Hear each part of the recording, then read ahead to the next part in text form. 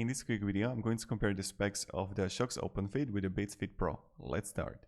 Now, when we're going to look here first on the driver technology, you're going to have bone conduction and the custom acoustic platform.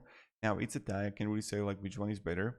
Then when we're going to look here on the battery life, you're going to have up to 7 hours for the Shokz OpenFit, but with the Beats Fit Pro, you're going to have up to 6 hours with the ANC on and 24 hours with the case. So it's like also really similar. I can really say the one is better compared to the other. But the huge thing is that you actually have the ANC. So the quick charge is similar to both. Then the Bluetooth version is better for Beats Fit Pro. Then the noise cancelling, this is something that you have with the Beats Fit Pro. You're going to have noise cancellation there. That's something that you don't have with Shokz OpenFit. Then you're going to have water resistance.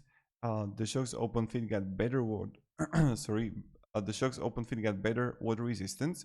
And then when we're going to look here for the Beats Fit Pro, you're going to have spatial audio transparency mode H1 chip, and you're going to have more advanced features.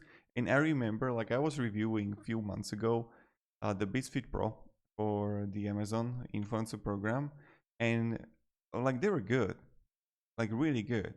So this is just a specs comparison. This is not for the mic or the quality of the sound. I don't have comparison for that, but I just want for the specs regard to some important things regards the active noise cancellation. Maybe this video was beneficial, maybe not. Maybe you're gonna write in the comments like, why did I make this video?